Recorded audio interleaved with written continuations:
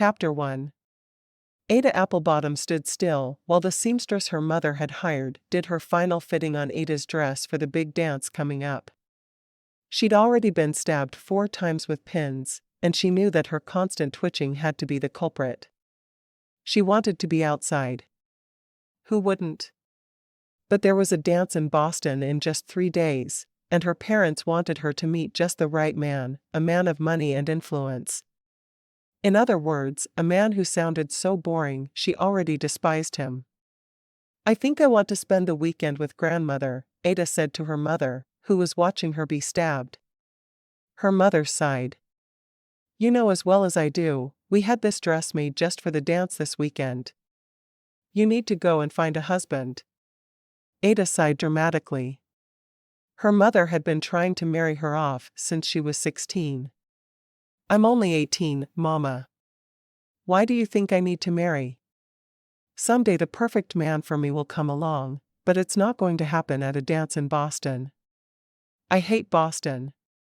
Ada wanted a man who was down to earth and fun to be around. She'd never met anyone in Boston who matched that. You're going to meet a man and marry him. There's no need for you to drag your feet either. I just know this dance is the one." Mrs. Benson, the seamstress, stood. "It's done. I'll have it ready for you by Friday evening as I promised." "Thank you," Mother said. "We appreciate your hard work." Mrs. Benson smiled. Ada happened to know that Mrs. Benson thought her mother was difficult, and she was, but she would always be subservient because her mother was her biggest customer. "I'm always happy to help sweet Ada." As they left the shop together, Mother frowned at Ada. "If servants find you sweet, then you're doing something wrong." Ada groaned aloud. That was the type of statement that made her realize her mother wasn't ever going to change. "I want to go to grandmother's and ride horses. I want to be able to help her with her garden. I want to wear my hair down if it suits me. You know none of that is possible. Not this week anyway." Mother stopped outside the restaurant. "Why don't I make you a promise? If you do your best to find a husband at this dance, I'll let you go visit your grandparents next weekend." Ada's mother didn't approve of the time Ada spent with her paternal grandparents. "And you won't go with me to tell me that riding astride is unladylike? You know I don't like it when you do that." "I do. I also don't care a great deal." Ada had always been wild according to her mother. But her mother had been raised how she was raising Ada, to be a member of high society. It wasn't something Ada had ever aspired to. "You have to start caring, Ada. No man of any character will marry you when he realizes how you run wild when you visit your grandparents. It's up to you to show them your best self, and the hoyden who runs around with her hair in knots, while wearing trousers of all things, is not your best self. In fact, it's your worst self." I'll endeavor not to introduce myself to men at the dance by saying, "When my mother isn't looking, I ride astride with my hair down, while wearing trousers." Will that help? Her mother sighed. "If we don't get you married off soon, we'll have to go to New York City to find a gentleman who will have you. I don't want you moving that far away." Ada wasn't certain why. Her mother didn't enjoy her company at all, so why did it matter if she was far away? "I said I wouldn't say that." Ada smiled at her mother, doing her best to look angelic. It wasn't easy for her to pretend she was something she wasn't. "I only want what's best for you, Ada. Why can't you see that? Why can't you see that you don't know what's best for me?" Ada returned. They went into the cafe and sat down to eat. "I shouldn't have let the cook take any days off this week. Not with all we have to do to get ready for the dance." "What do we still have to do?" Ada asked. "I have a new dress we'll pick up in 2 days. I have new dancing slippers, which I hate because they pinch my toes. What else needs to happen?" "You're not going to make me practice dancing again, are you?" "No, but I was thinking a little poise might be just what you need to catch the right man's eye." I'd like you to practice walking with books upon your head again. We haven't done that since you came out at 16. Isn't that a lovely idea? Ada groaned, wishing for all the world that she could go out west and do what she wanted to do. Marrying a gentleman was at the very bottom of her list of things she would enjoy. A farmer or a rancher, that's the type of man she wanted to marry. Down to earth, God-fearing, not one who worshipped the almighty dollar. I will do it if it pleases you. Deep down, Ada did want to please her mother. She simply wasn't very good at it. After they'd finished lunch, they walked home through the quiet streets of Beckham to the mansion where they lived on Rock Creek Road. As they walked, Ada spotted Elizabeth Tandy just returning from a walk, pushing her baby in a pram. I'd like to talk to Elizabeth for a bit, she told her mother. Yes, of course. Be home in 30 minutes or so. Thank you. Ada liked Elizabeth a lot. Though she now lived in one of the largest homes in Beckham, Elizabeth had been raised on a farm with more siblings than Ada had ever tried to count. Elizabeth smiled when she saw her neighbor walk toward her.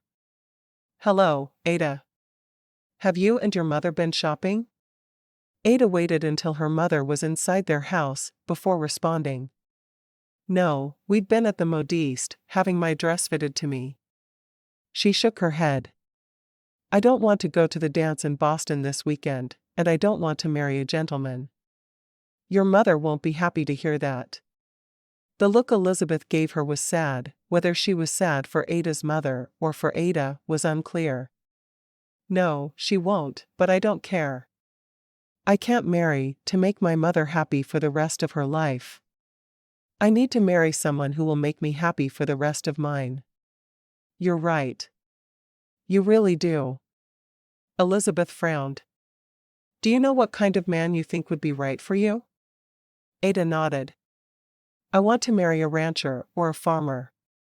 Someone who works with his hands and has calluses, not a man who always keeps his hands perfectly clean. I want a man who wouldn't be scandalized if I wore trousers or rode a horse with my hair flying behind me. Someone who doesn't think I need to be in a glass box, but wants me to be his helper, she shrugged. Does that make sense? It does. Elizabeth glanced over at the house where Ada's mother was already inside and waiting for her daughter. I hate to cause strife between a mother and her daughter, but you know what I do for a living, right? Ada shook her head. I don't. I know you have a lot of women in and out.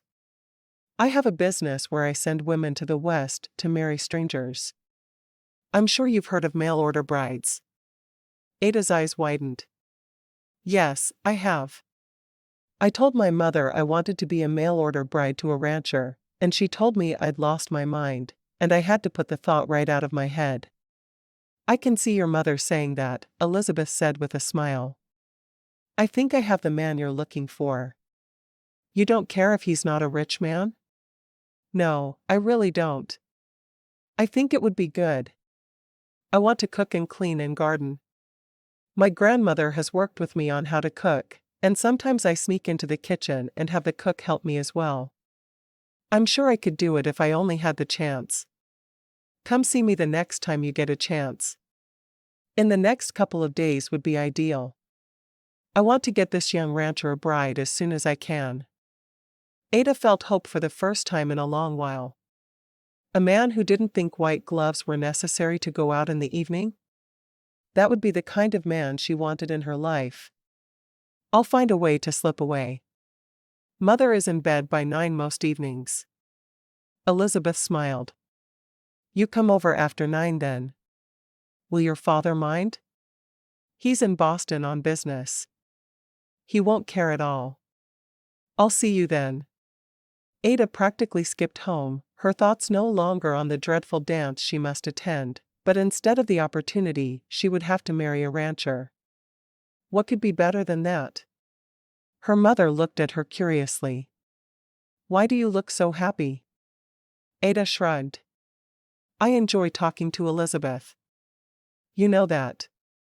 Not looking convinced, her mother handed her 2 books, and Ada obediently placed them atop her head.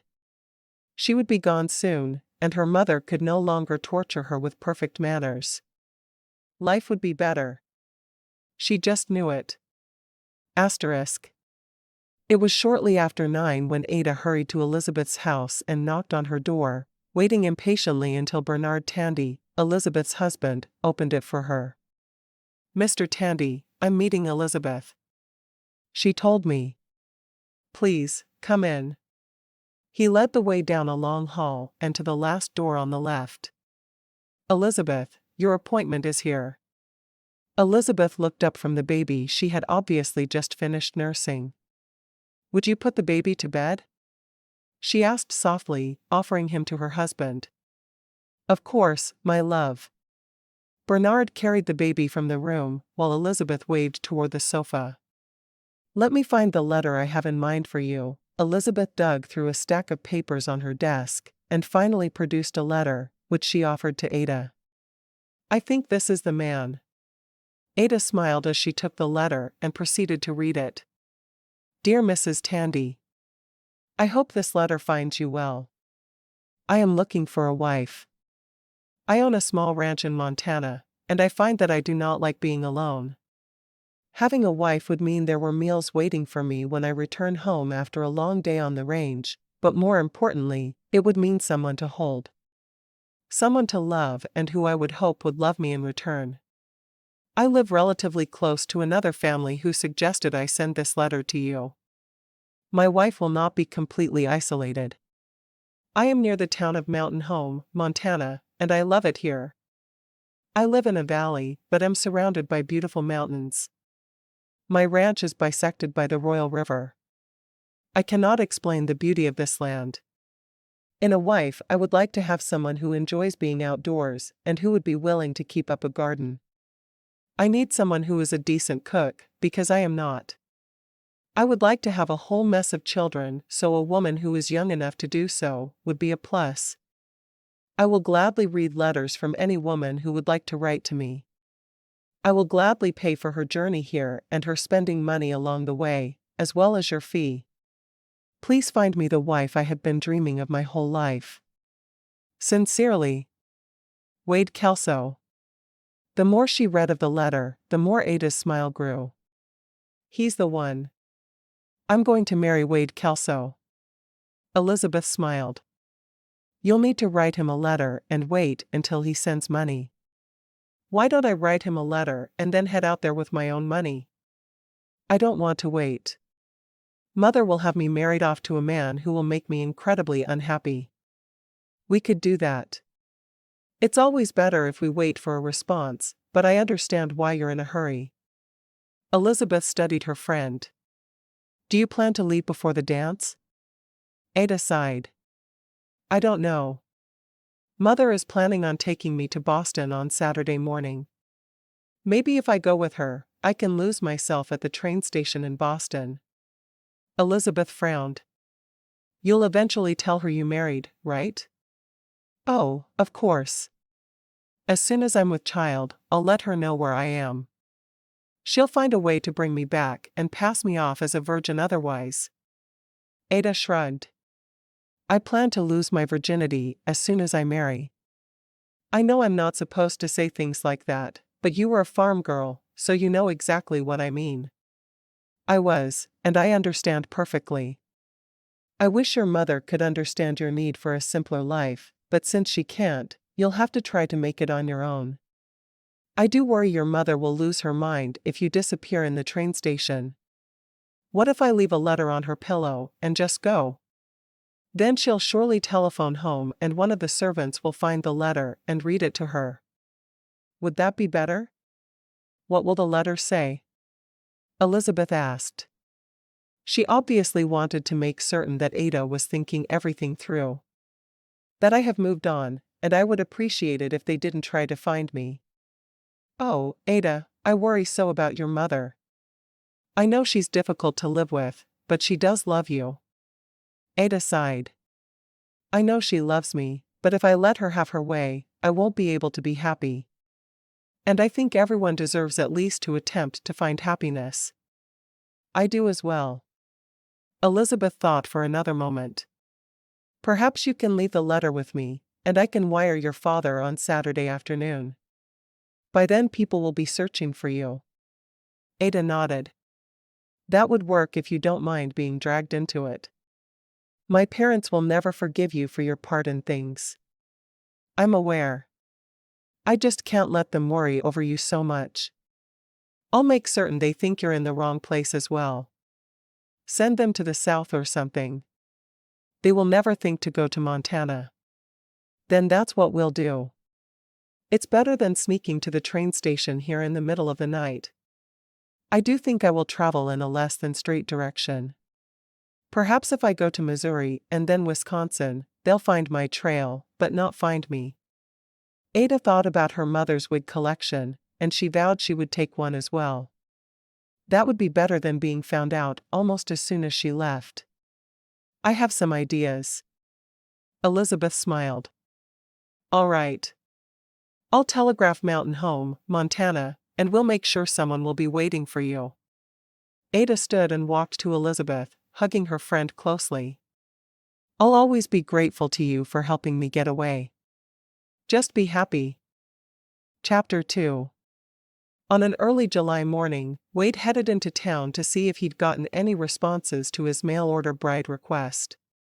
It was odd, but he was nervous about getting his mail from the small post office in town.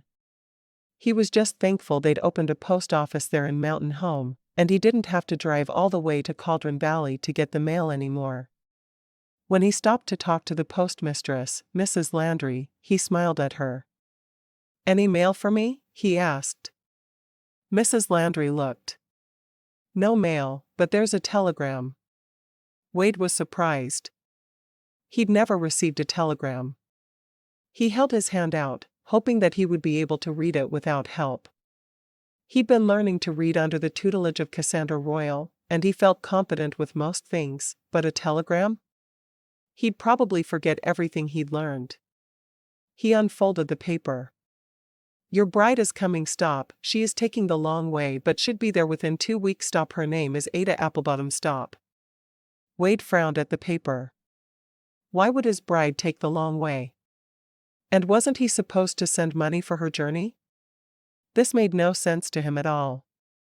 Thanks, Mrs. Landry, he said automatically as he turned away. How was he supposed to know when to go to the train station and fetch his bride? Why did this make so little sense? He was home before he remembered to check the date on the telegram.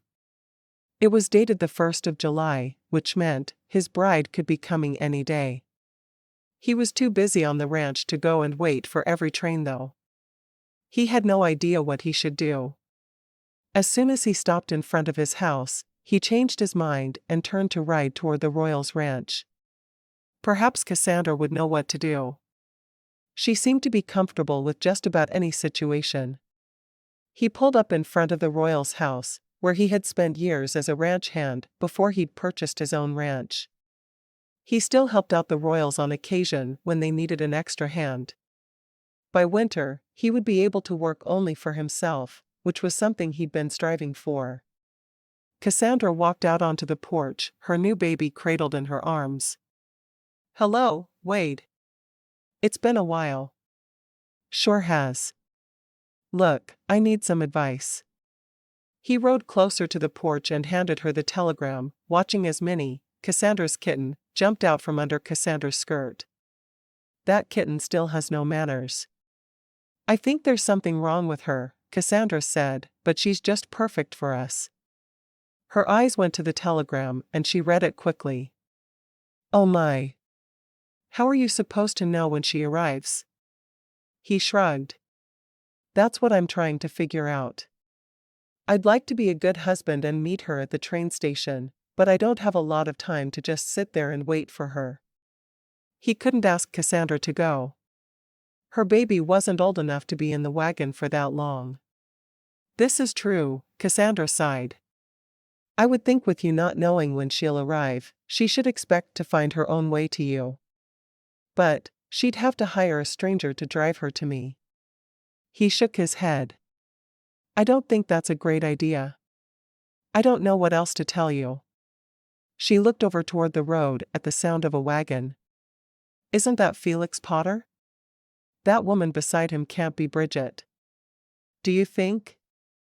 Instead of responding, Wade rode out onto the road and fell in step beside the wagon. Felix, good to see you. It had better be since I've got your bride. Wade smiled. I was hoping that was the case. I was never given a date when she'd be arriving, so I couldn't meet her at the train station in Cauldron Valley. He nodded to the lady, doffing his hat. It's nice to meet you, Ada Applebottom. Ada smiled at him, and he was pleased to see it was a big smile with teeth, and not the simpering smiles he'd seen on some of the women from back east. You can forget you ever heard the name Applebottom. I'm about to be Ada Kelso. Do you want to go into town and marry today? She asked. He smiled. Sounds good to me. I'll ride ahead and get the wagon hitched up. Then we don't even have to go inside without a chaperone. We can just head straight to town. She smiled. That sounds positively lovely. As Wade rode toward home, he thought about how citified Ada looked.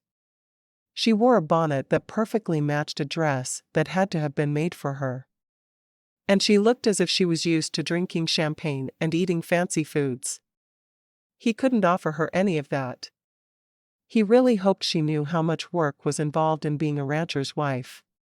He didn't want her to collapse within a month or two. Already he was worried, and he'd barely met her.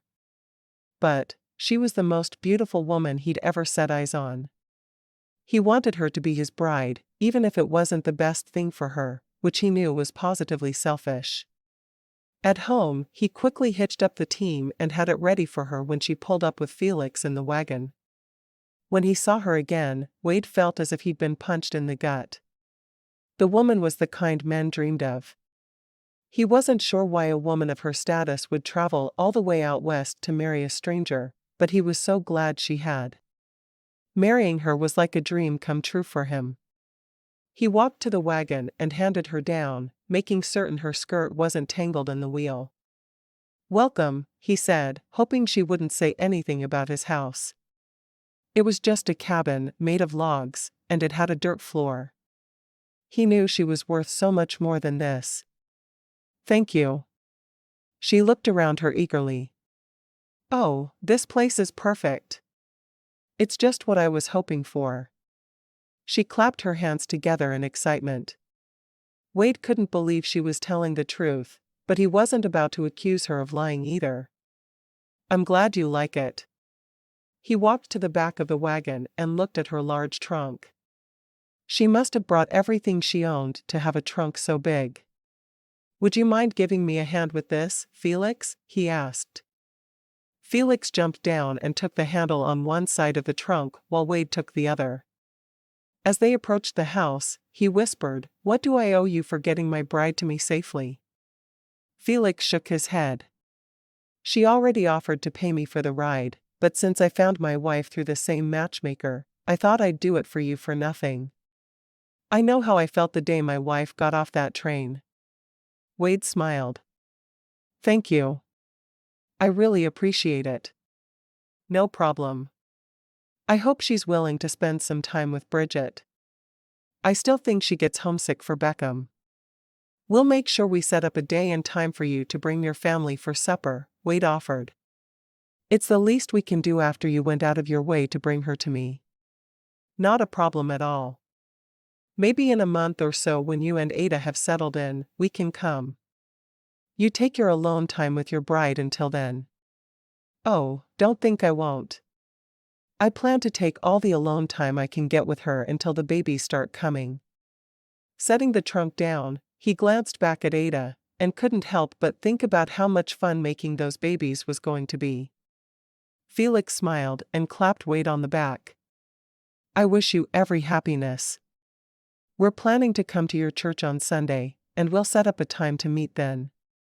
Wade knew they really enjoyed the services in Cauldron Valley, so he assumed they were coming so Bridget and Ada could meet. Sounds good to me. Felix drove off once the trunk was in the crowded little house the couple would share. There wasn't a true bedroom. Instead, there was a bed in one corner of the house and a table, stove, and sink in another. A few chairs to sit on filled up the rest of the space. Wade knew he was going to have to expand soon in order to keep Ada in the manner to which she was accustomed.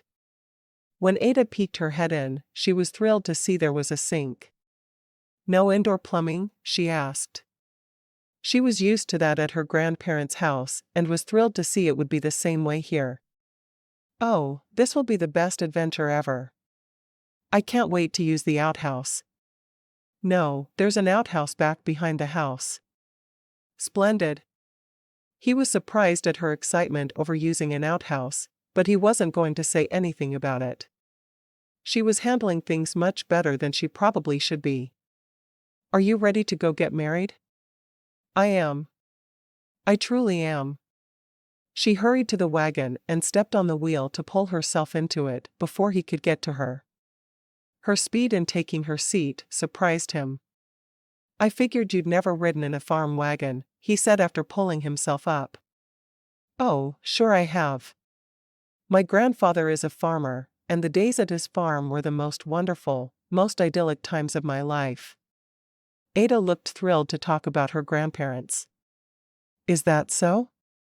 What did you do there?" Wade was becoming more and more worried that this woman didn't have a single clue as to what being a rancher's wife was like. "Oh, when I was a little girl, my grandfather taught me to ride. My mother hated it because he didn't have a side saddle and just put me astride. My grandmother taught me how to garden and how to cook. I'm not the best cook because my mother never let me practice, but I can make a decent meal, and I'll get better with time. I had our cook make me up a book of receipts, and I will use it the best I can." "What was your home like?" He hated to even ask, because he had a feeling she was from a very different background than he was. He needed to know why she hadn't come straight there as well, but some questions would have to wait until after they were married. The drive to the church and mountain home wouldn't take long. She wrinkled her nose. "My mother was determined to raise me to be a lady. I went to all the dances in our town, and then had to go to as many as possible in Boston. Mother told me if I didn't find a husband soon, I was going to be going to New York City to meet men there. You know there aren't going to be a lot of dances in your future, right? You'll be expected to work alongside me. That's been my dream since I was a small child." She smiled at him, and he felt the smile all the way down to the pit of his stomach. He'd once thought that he was attracted to Cassandra, but his feelings for Ada were so much stronger after only a few minutes in her presence. He'd only touched her once, and that was on the hand, but everything about her lit him on fire. "Is that so? You dream of working?" Her life had been different than his, and he worried she had no idea what she was getting into. "I do." He stopped the wagon in front of a small church. "Let's walk over to the parsonage. Pastor Jenkins will be happy to marry us." "Much happier since you aren't holding a kitten." Ada grinned at him. "I have a feeling there's a story behind that, and I insist you tell me just as soon as my last name is Kelso." He chuckled. "I think I'm starting to like you, Ada." "I sure hope so. I plan to be married to you for at least 50 years. Probably more like 75. That sounds about right, doesn't it?" "I suppose it does." He knocked on the pastor's door, and within a moment, the door was opened. "Mrs. Jenkins, hello. We're here to be married. Is Pastor Jenkins home?" Mrs. Jenkins nodded. "I'll get him. Come in." They stepped into the house and were led through a spotless home to a parlor, where Mrs. Jenkins left them. "Are you excited?" Ada asked him. "I am," he said softly. Wade wished he knew her better before they tied the knot, but he wasn't sure that was practical. Not when he was marrying a mail-order bride anyway. Mrs. Jenkins came back into the room with a man behind her. "Would you like me to stay for the ceremony, Bob?" "Of course." Pastor Jenkins told his wife. Then he stood looking at the couple in front of him, most likely noting their disparate appearances. Ada looked as if she'd just stepped off a dance floor, and Wade looked like he'd just come in from mending fences. "Shall we begin?" Ada nodded emphatically, looking over at Wade with affection in her eyes. He was the man who had made it possible for her to escape from her parents after all. How could she not feel affection for him? When the preacher told Wade to kiss his bride, he looked at her uncertainly, but Ada was having none of that. She took the lapels of his shirt into her hands and pulled his head down for their first kiss. Wade was surprised at the need that spread through him. This woman, whether she was marrying beneath her or not, made him feel so much more than any woman ever had. He kissed her, trying to keep his lust for her from being obvious to the pastor and his wife, but he had a difficult time doing so with the way she was kissing him. When he finally raised his head, he saw spots around him. "Let's go home, wife." Ada smiled. "Thank you, Pastor." Mrs. Jenkins. Taking Wade's hand, she pulled him out of the parsonage and toward his wagon. Marriage was starting out just the way she'd dreamed it would. Chapter 3. On the way back to the ranch, Wade told Ada the story about the kitten. The day Cameron and Cassandra Royal decided to marry, she spotted a crate of kittens and went nuts over one of them. It was this little tortoise shell, and she talked him into buying it for her before she agreed to marry him. Now she knew he wanted to marry her, but she waited. "I don't really think it was on purpose, but I do know he agreed to let her have the kitten just so she'd marry him." She told him it was the best wedding gift ever. Pastor Jenkins wasn't pleased when she walked down the aisle carrying a kitten instead of a bouquet of flowers. Ada laughed, throwing her head back and giving a real laugh, instead of the type she'd been taught all her life was ladylike. "You have got to be kidding me. Now I wish I'd had a kitten for flowers. Instead, you had no flowers at all." He frowned.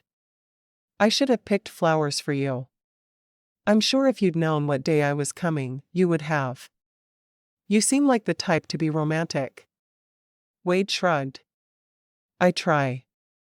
I can't say I'm good at it though. Was any man ever truly good at romance?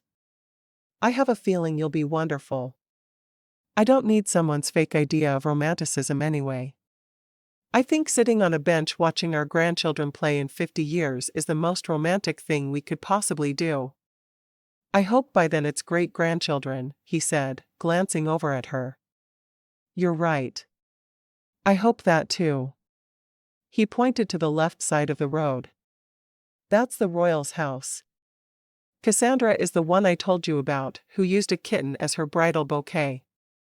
She was sent here by the same matchmaker who sent you." "Oh, I can't wait to meet her, then." As much as she was thrilled to be out from under her mother's thumb, she knew she'd always miss Massachusetts, and she would be thrilled to have a connection to it. "I think Mr. Potter said something about his wife coming here from the same matchmaker as well. Soon, there will be enough of us to start a women's club." He grinned at her, pulling onto his property. "Why don't you go in and look around while I unhitch the team?" Ada smiled. "I would love to. My very first home of my own." She spread her arms to both sides and spun for a moment before stopping to grin at him. "Thank you for making my dreams come true, Wade." Instead of walking straight to the house, she walked to him and pulled his head down for another kiss. Kissing was a good way to start their marriage, and his kisses were oh so sweet. She pulled back after a moment, her palm against his cheek. "Let me go see what I can find for supper.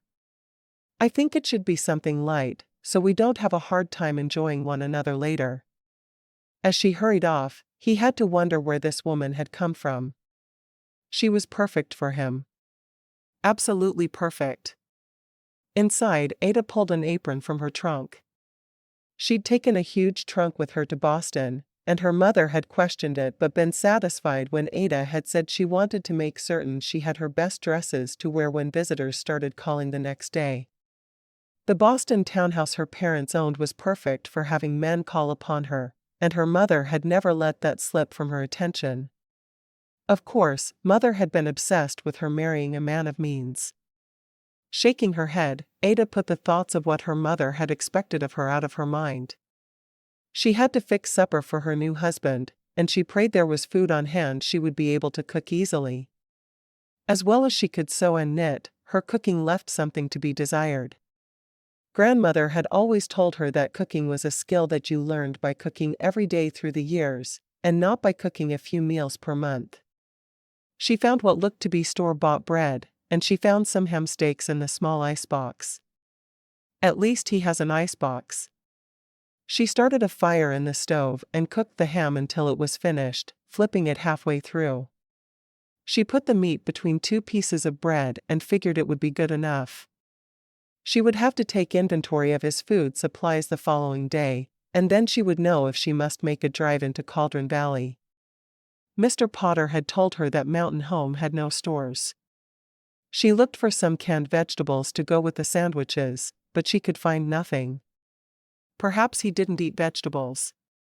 She'd have to ask about his favorite foods, so she could start off cooking things he loved. What better way was there to a man's heart? Grandmother had always told Ada that the way to a man's heart is through his stomach.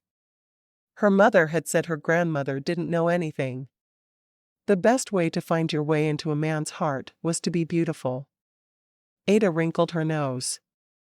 There was no way she was going to use her looks to get a man to fall in love with her. That kind of love wouldn't last when she was no longer young and beautiful. She wanted real love, and she was certain her grandmother was right.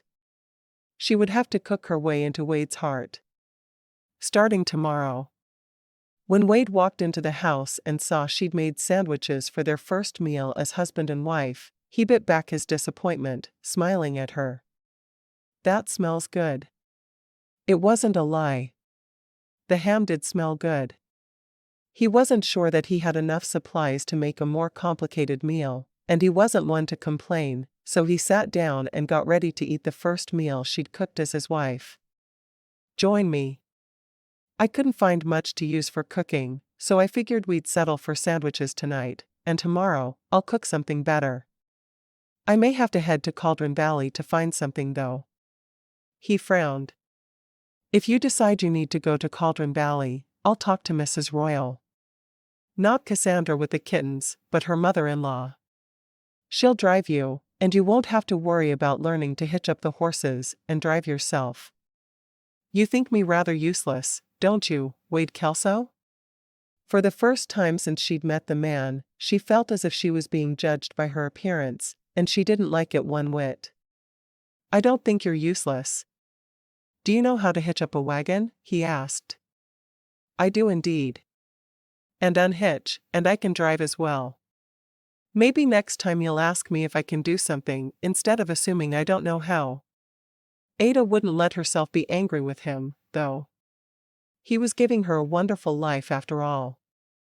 But at that moment, she wanted to scream at him. "All right. I'll let you hitch up the horses then."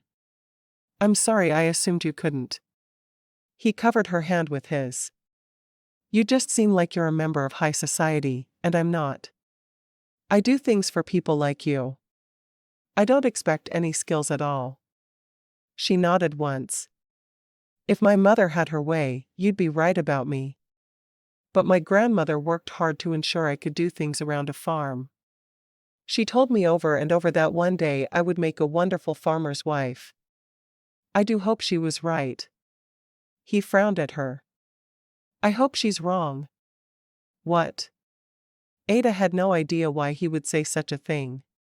Shouldn't he be thrilled that she was able to take care of the tasks that would be put in front of her? "I don't want you to be a farmer's wife at all. I'd rather you stayed married to me for those 50 years you promised." He smiled at her, and Ada couldn't help but smile back. "All right. I'll be the best rancher's wife this area has ever seen." "That sounds like what I'm looking for." He brought her fingers to his lips. "I'm glad you're here, Ada." "As am I."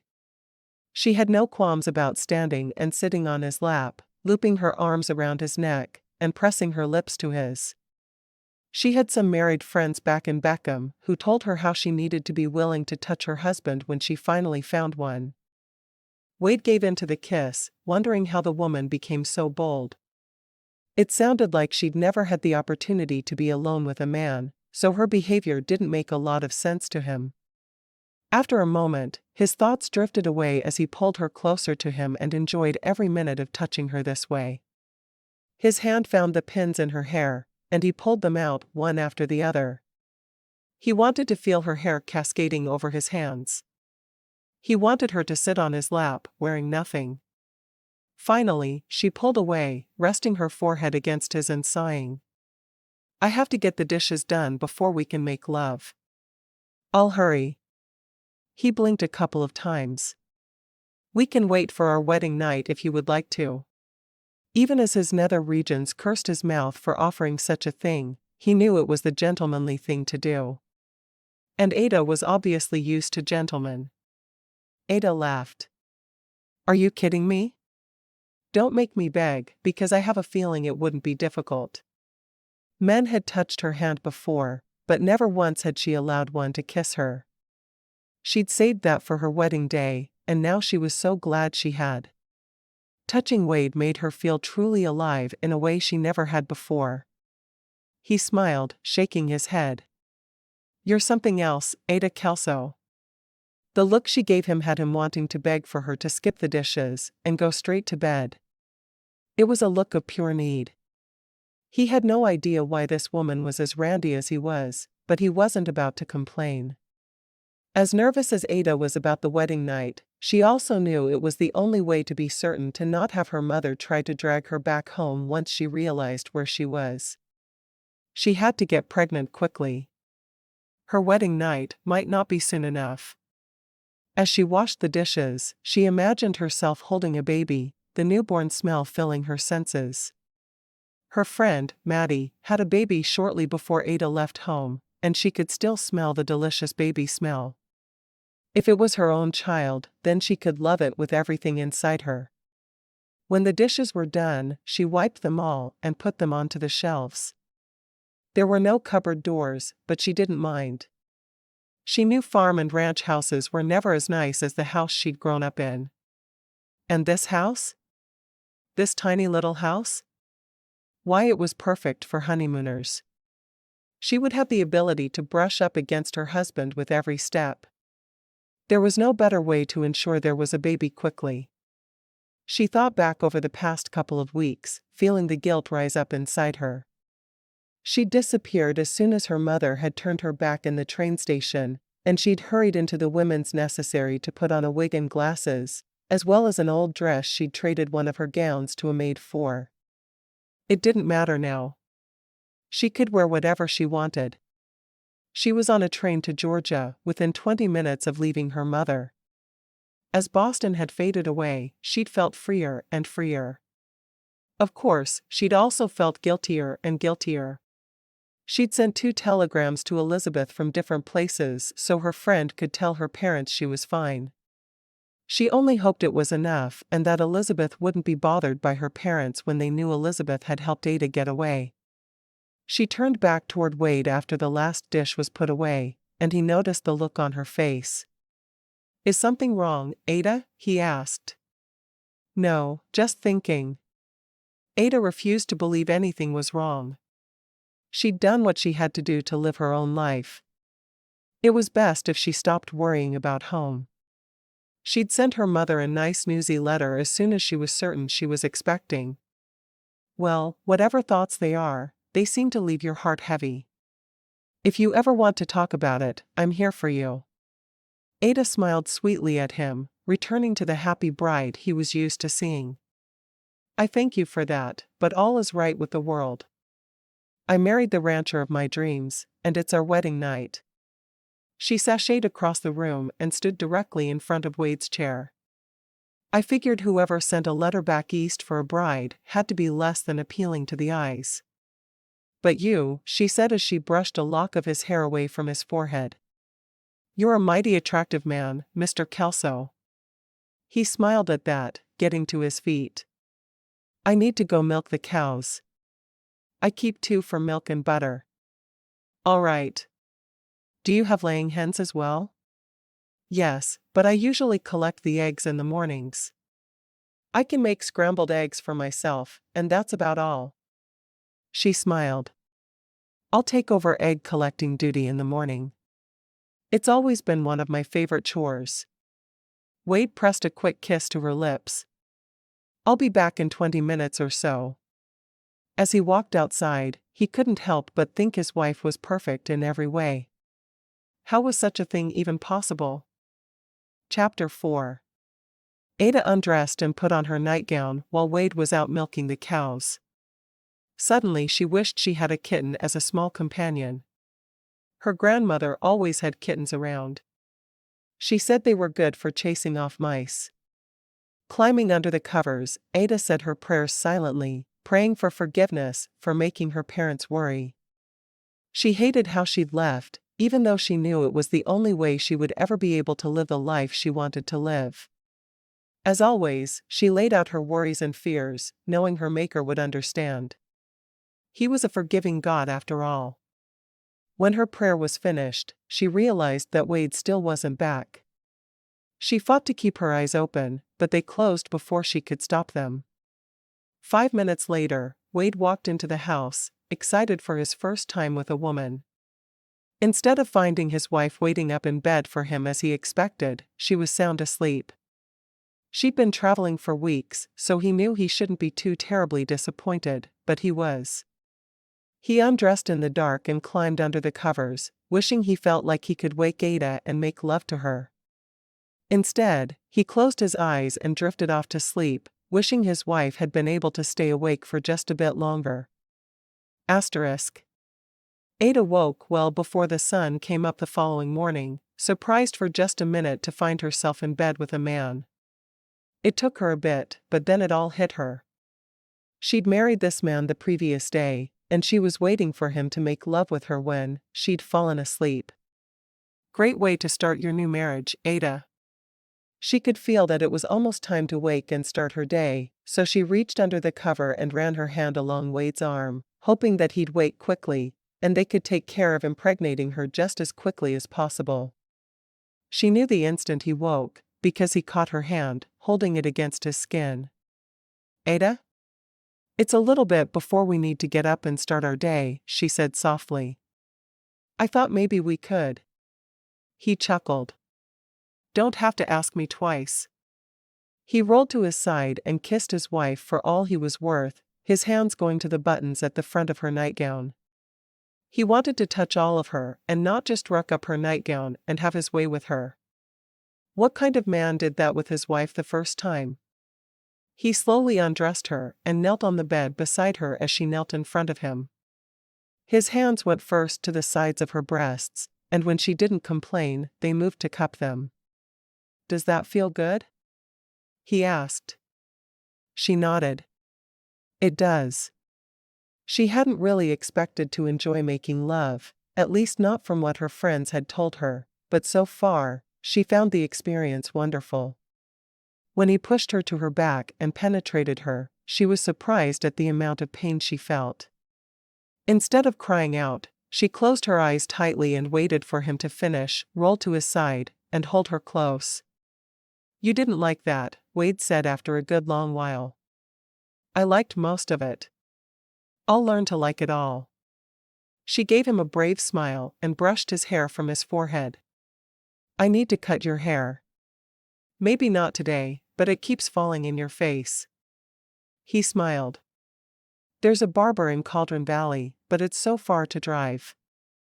I rarely have my hair cut more than a few times per year.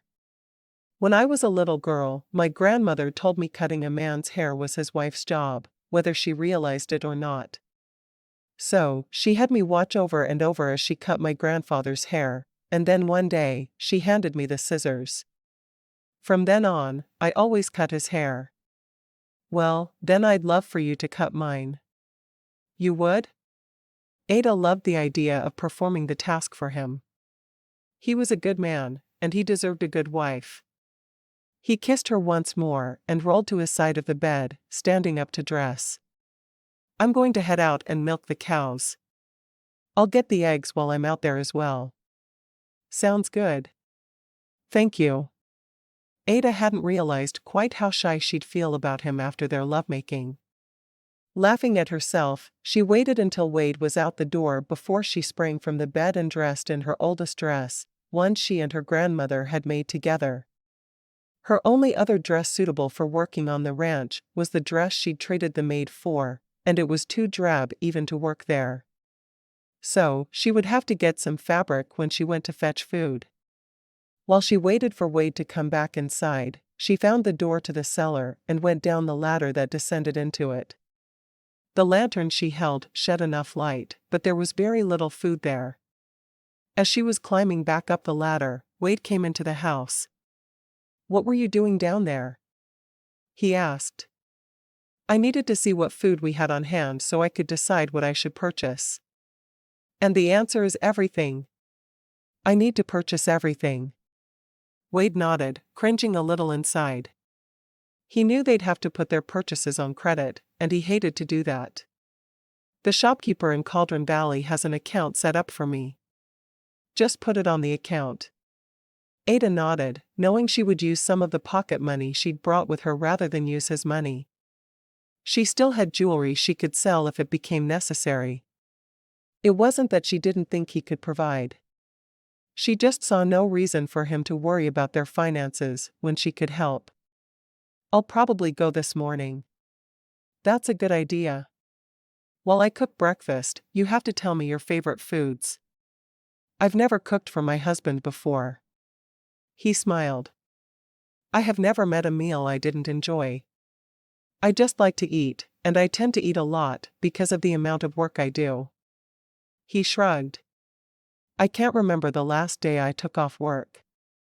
Before yesterday, of course, and that was only half a day. I decided I couldn't wait to see if I had a letter for another day, and I think that was a wise decision." "Why?" Ada asked. Wade laughed. "I forgot. I never told you that I found out you were coming when I went into town yesterday. I had gone to the Royals' place to get advice from Cassandra about what to do about not knowing what day you'd arrive when I saw you drive past with Felix. That's why I hurried over to talk to you both."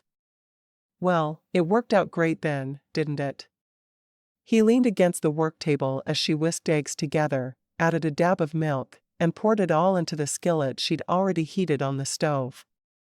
"Why didn't you come straight here?" he asked. Ada looked at him with wide eyes. "How did you know I didn't come straight here?" "The telegram I received from Mrs. Tandy said you would be traveling but not coming here right away. I was curious why you'd do that." Ada took a deep breath, staring down at the skillet. Surely now that they'd made love, he wouldn't try to back out of their marriage. "I had to leave without my parents' knowledge. My mother took me to dances all the time to try to help me find a husband, but I had no desire to marry a gentleman. I wanted to marry a man who did real work, not something like banking." She sighed. "I sneaked away from my mother in the train station in Boston when we went for a dance. I took one of her wigs, and I changed into a dress that belonged to one of my maids. I gave one of my dancing dresses in exchange." Wade felt as if there was a stone in the pit of his stomach. "Your parents don't know where you are?" he asked. "What will they do when they find out?" She sighed dramatically. "I'm hoping by the time they find me, I'll be with child. My mother wouldn't be able to pass me off as a virgin if I was pregnant." "Would she do that?" he asked, frowning at her. "I have no idea, though I wouldn't put it past her. She is determined that I live a life in high society, something she's always done. Father works half the time in Beckham and half the time in Boston. We always kept a townhouse in Boston, and Mother would take me, and we'd go shopping and attend the theater. I would beg her to leave me with my grandparents, because I'd dread being dressed up like a little doll as she insisted. I'd wander away every chance I got and play in the dirt, or chase puppies." Suddenly, Wade understood why she'd been so forward with him from the time she'd arrived. She wanted to be pregnant so she couldn't be sent home. "I see." He walked away from her and sat down at the table, thinking about what she'd said to him. "Are you angry?" Ada wasn't certain she could bear the idea of him already being angry with her. She needed him on her side. "Angry? I don't think so. I need to think about this though. I thought I was getting a bride who was old enough to be on her own." A thought occurred to him, and he closed his eyes in dread as he asked, "How old are you?" "I'm 18. He breathed a sigh of relief. "Better than it could be. I was worried you'd tell me you were just 14 or something." She laughed. "No, but Mother has been trying to marry me off since I was 16. I hate being paraded around a group of men as if I'm bait on a fishhook." "I can understand that. What are we going to do if your parents come here to bring you home?" he asked. Ada's heart jumped a bit at his question. He'd asked what we would do. "Not you. We. You're my husband, so legally I belong to you now, and not my father. We'll tell them that too." He hated that he was now a party of her running from her parents. In some ways, he understood, but in others, well, he wouldn't have married her if he'd known. He felt as if the whole thing was a mishap orchestrated by his new bride. "We'll have to tell them that, won't we?" She put their plates on the table and sat beside him, putting her hand in his. "Would you mind praying for us, Wade?" "I think we're going to need lots of prayers," he said softly before bowing his head and praying for forgiveness for everything they'd done. After breakfast, he saddled his horse and rode out for the day, while Ada cleaned the kitchen and sat down to make a list of everything they needed for their kitchen. There was no flour or sugar, so those were first, and then she thought about different meals she could cook for her husband. Surely, he would feel better about her being his wife if she was doing her duty and cooking wonderful meals for him. She said a quick prayer that he wouldn't be angry with her, and he would be on her side if her parents did come to fetch her. And she prayed she would be pregnant soon. Only a pregnancy would deter her mother. She was certain of it. After making her list, she pulled her reticule from the trunk where she'd tucked it before getting into Mr. Potter's wagon with him the previous day. Quickly flipping through the money she had there, she knew she could easily pay for all the supplies they needed as well as buying fabric to make a few day dresses to wear. Then she headed out to the barn and led the horses out, blowing in their faces so they could get used to her scent. "Now we're going to Cauldron Valley. I remember that we go to the fork in the road, and then we go right. We'll end up at the Mercantile, and I can get the things we need there. I think I also want to buy some wool to knit a nice sweater for Wade for Christmas. I have a feeling we're in for a mighty cold winter, and I want to be prepared." She continued her monologue as she hitched up the team, and then she took her place on the wagon seat. She'd driven and hitched up wagons many times, but this was the first time she'd done it with no one watching over her. Her grandfather had always watched her hitch up the wagon, and he'd ridden with her when she went for a drive. She felt like a true adult for the first time in her life. It was odd that marrying and sharing a bed with her husband hadn't made her feel like an adult. No, it had taken hitching up a wagon alone to feel like she was truly grown. As she drove toward town, she looked around her at the mountains surrounding the valley where she now lived. It was hard to believe she could call a place this beautiful home for the rest of her days. She'd made a wise decision marrying Wade, and she was thrilled to finally be there. If only she could make him understand why she'd had to make the decision she had. She had felt like a terrible person as she'd explained what she'd done, but she couldn't regret it. It had brought her across the country to marry a stranger. Of course, that stranger hadn't expected to find himself saddled to a girl who had run away from her parents. She sighed and kept driving, hoping against hope that her visit to the store in Cauldron Valley would be a good one. Perhaps she could meet a friend there. But most importantly, she needed to find the food to fix hearty meals for her husband. When Ada finally parked in front of the store in Cauldron Valley, she was thrilled she'd found it without help. For a bit she'd been certain that she had taken a wrong turn, but no. She was there. And she was now a grown woman, and she would remember to act like one. Chapter 5. Ada detested shopping back in Massachusetts, but she found the little general store there an enjoyable place to shop. She chose fabric for 3 new dresses first. She knew it was extravagant, considering her new lifestyle, but she couldn't do the dishes wearing a ball gown. After choosing her fabric and asking to have 7 yards of each cut for her, she moved on to choosing a color of yarn for the sweater she planned to knit for Wade. She had a difficult time deciding between red and green, but she finally decided on red. That way, if he was lost in the snow, he could be found with his bright colors. She chuckled a little to herself as she moved on to start shopping for the food they needed. When she got to the front of the store and stacked everything on the counter, the owner of the store gaped at her. "You want all of this?" She nodded. "I do." He scratched his head. "I don't like to put this much on anyone's account." "That's all right," Ada told him, "I have cash." He watched as she counted out the money he'd asked for and saw her tuck the rest of the money into her reticule. "I'm not certain it's smart to carry that much money, Mrs. Kelso. I married Wade." The man narrowed his eyes. "Does Wade know you're carrying that kind of money?" She shrugged. "Does it matter?" "I'm sure it matters to Wade." The man called his son over to carry her belongings out to her wagon. "Thank you for your business," he said as she was on her way out. She raised her hand in a wave. She couldn't decide if she liked him for trying to look out for her, or if she didn't like him because he hadn't seemed to think her capable of making her own decisions. The drive home was peaceful, and Ada was happy to be alone in the wagon. Back home, she and her mother always had a driver.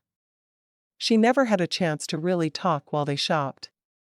Now, driving home, she contented with having an entire conversation with herself, trying to convince herself that despite Wade's reaction, she'd done the right thing by coming out west to marry him. Sure, she could have handled her parents better, but her mother never would have accepted her decision to go west. Once home, she carried in the crates of supplies she'd purchased as well as the fabric and yarn. The fabric she left on the table, but she hid the yarn in her trunk. What better place was there to hide it? She was certain Wade wouldn't be digging through her things. She wasn't certain if he'd be home for the noon meal or not, so she quickly fried up some bacon to put on bread. It wasn't a great meal, but it was better than not eating at all. She'd just finished making the bacon when Wade came inside the house. "I forgot to tell you I'd be home for the noon meal. I hope you don't mind." "Why would I mind?" she asked, her face bright upon seeing him. "It's nice to have company in the middle of the day." "I'm sure it is." He looked at the bacon sandwiches she'd made and then looked around the little cabin. It didn't look as if any cleaning had been done, and there was fabric lying across the rocking chair. "You went to the store this morning?" "I did. I made a list of supplies we needed, and I got what was necessary," Ada replied. "It was necessary to buy that much fabric?" he asked. He could already see where his money earned that fall would go. To her spending habits. "I'm not a rich man, Ada. I hope you'll be able to curb your spending soon." Her eyes widened. "I paid for the dresses with my own money. I thought that it was only fair, since most brides would have come to you with clothes that they could wear easily." "You shouldn't be spending your own money," he said, feeling cantankerous. "I'm going to provide for this family." Ada sighed, wishing that he was being a little less prickly about their financial situation. "I know you will. I was simply trying to do the right thing by coming to you with what most women would have. It's not fair that I can't wear my ball dresses for housework." He rubbed the back of his neck. "It's fine." She was glad she hadn't mentioned that she'd spent her own money on food for them as well. While they ate, she asked him what he was doing that day. "Mending my eastern fences. The river is high this year, so I'm also trying to keep the calves out of it. I'll move them across for better pasture in a few weeks, but for now, I want them on this side of the river." He shook his head in exasperation. She giggled. That's something I would love to see once I get all the housework caught up. I'm going to do laundry tomorrow, but I'll spend the rest of the day today on supper and getting the house all cleaned. She could tell it had been some time since a deep clean had been done, if ever, but she didn't mind. It made her feel useful, which was what she wanted. That would be really nice. I haven't taken the time to do laundry in a good long while. I'm afraid my clothes are going to walk away on their own. Ada shook her head. I'll keep them from walking away. Lye soap is the only answer.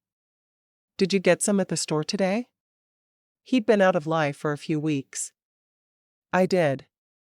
I went through the whole house this morning to see what I needed to purchase today. Good. Then you won't have to go back to the store before you start laundry. She nodded. I don't.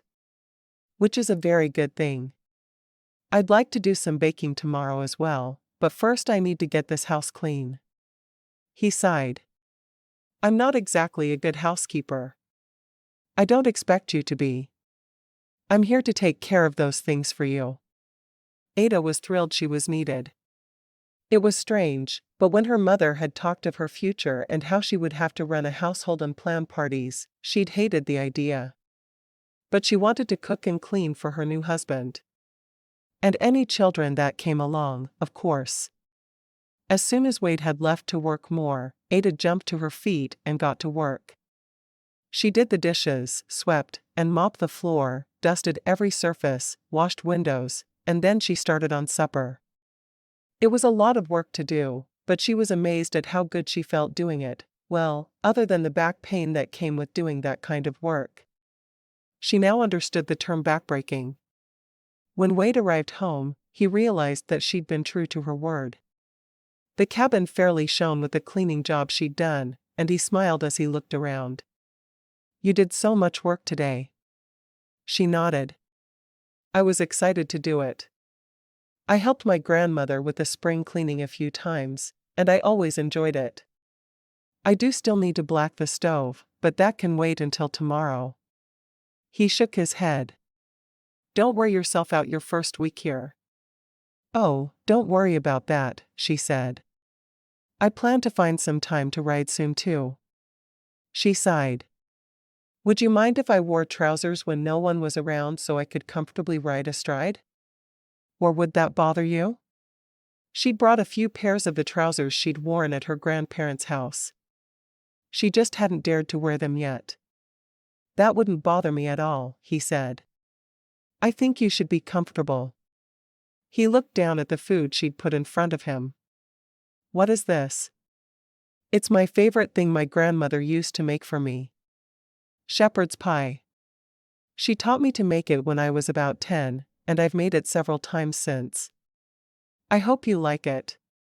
He looked down at the food in front of him. I have never tried shepherd's pie. My mother talked about eating it when she was a girl. Was your mother Irish? My grandmother is, and she said it was her favorite Irish meal, and I loved it like she did. Your last name isn't Irish, is it? No, my grandmother married an Englishman, much to her family's chagrin. They were never fond of grandfather, which is why they left Boston and settled outside of Beckham. There was less disappointment from the family that way.